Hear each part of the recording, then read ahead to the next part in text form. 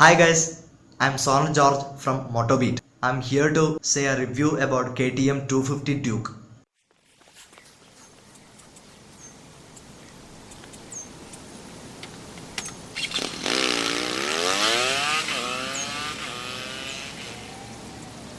When KTM refreshed the Duke lineup for 2017, the 200 was barely changed at all, while 390 got an all-out up-to-down redo that resulted in far more desirable and better equipment motorcycle. A price hike that pushed it tag to 2.25 lakh. The 200 price meanwhile remained unchanged for 1.43 lakhs. So creating a large vacuum between these two. Enter the 250 Duke, a bridge between 200 and 390 with power, features and pricing sitting squat between the two. That seems logical on paper, but does it works well in practice?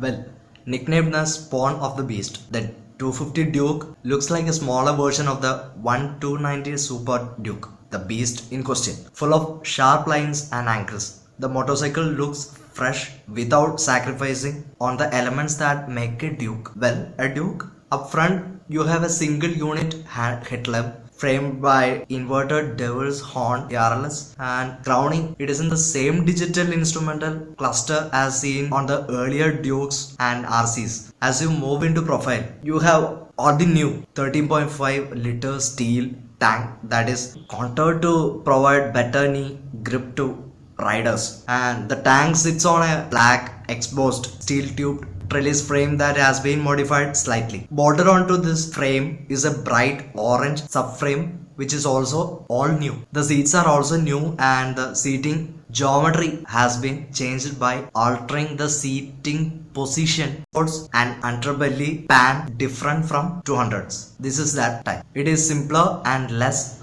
conspicuous, and the exhaust pipe is side mounted on the 250 Duke. Unlike on the 200, it moves along the left flank of the bike, dipping grandwards into the first stage chamber and finishing off in a side-mounted silencer. The 250 Duke is very attractive bike on the whole. It is compact, which will come in handy when navigating the urban sprawl, but still distinctive enough to catch the attention of bystanders and the passerby. The 250 Duke will be available in two paint schemes, electric orange and white. So from the panels, only the two sides of the tanks once and the front mudguard receive the different color treatments. The 250 Duke gets the same suspension setup as the 200, upside down 43mm forks up front and swing arm mounted monoshock round the back, both developed by WP. The front forks though offer only 142mm of travel, and stopping power is provided by 300mm disc up front, bitted by a 4-piston radial fixed capital developed by Biber, and a 230mm disc round the back, calmed down by a single piston floating caliper. The 250 Duke instantly also get a slipper clutch.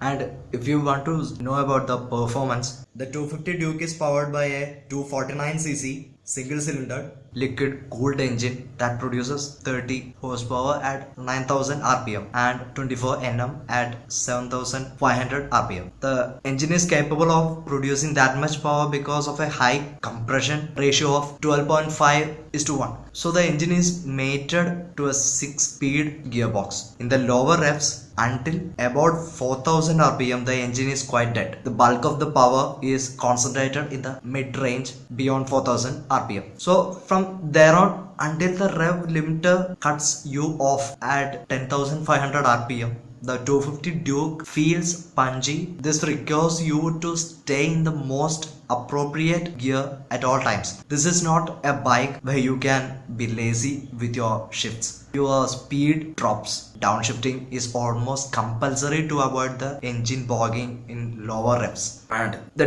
250 Duke will pull until about 115 km/h fairly easily. In fact, we dispatched the 0 to 100 km/h sprint in 9.02 seconds. Progress after 115 km/h, however, is very gradual. It is also worth noting that throttle is not the most responsive one around.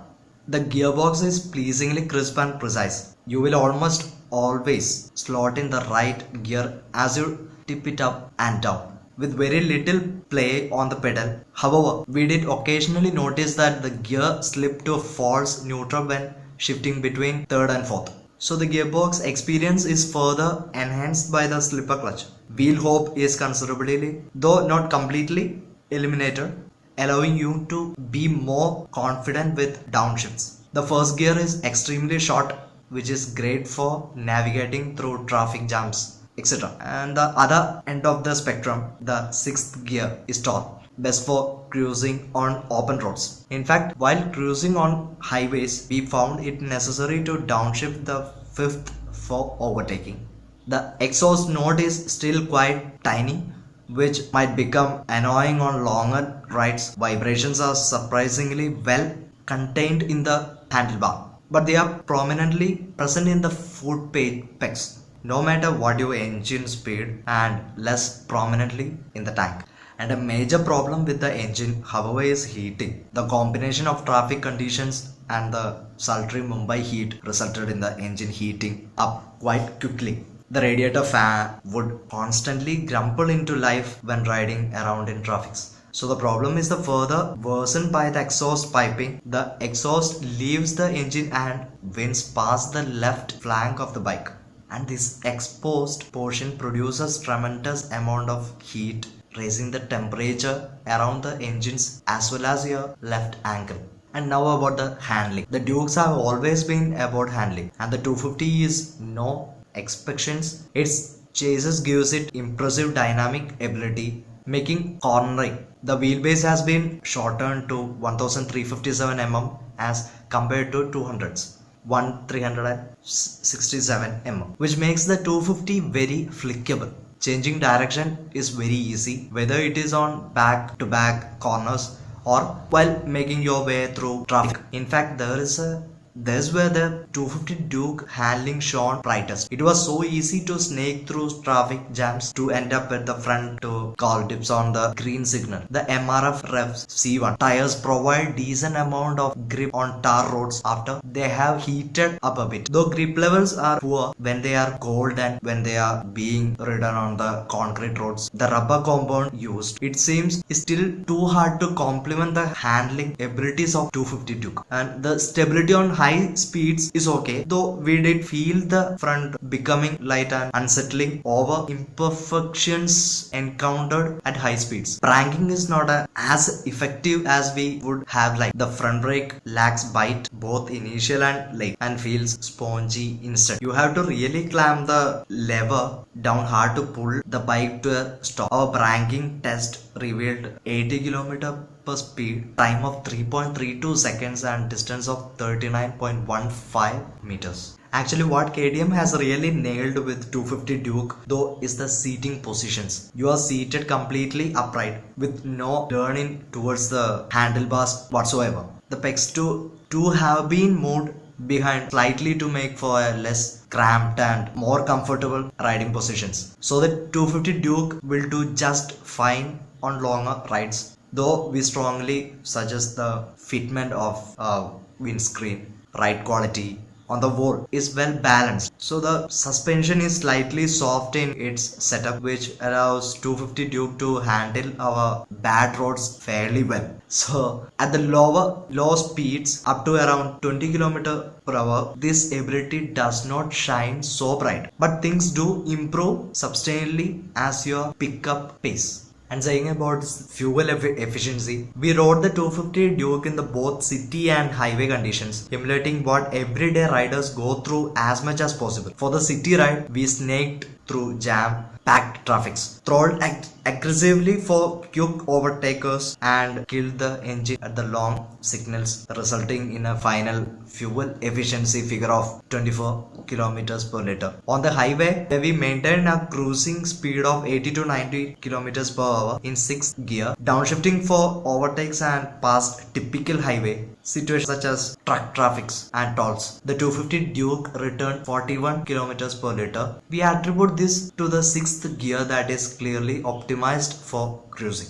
The 250 Duke is quite a accomplished motorcycle, especially for the city riding. Let's talk about the styling. It looks great, distinctive and unique. Then comes the engine. It boasts a punchy mid-range. The gearbox is precise and crisp, designed to tackle urban traffics at one end and of the spectrum and highway cruising at the other end. What takes the cake though is the handling. The bike feels completely at home when riding in the city, whether it is zipping through traffic snags, overtaking slow moving vehicles, or just cruising on empty midnight roads. The upright riding position simply makes things better. A great bike then. Yes, a great value proposition. Well, this is where things get tricky. At rupees 1.73 lakh, the Duke 250 is good. For the extra cash, you do get 5 more power, 5 Nm more torque, slightly better handling characteristics and a slipper clutch, but performance on the road is not extravagantly better. That said, the 250 Duke, when viewed in isolation, is a well-rounded bike, great for the city and not so bad on the highway either. Thus, if you are looking for a sporty but manageable bike to start off with and are not exactly pinching pennies, the 250 Duke might just be what you are looking for.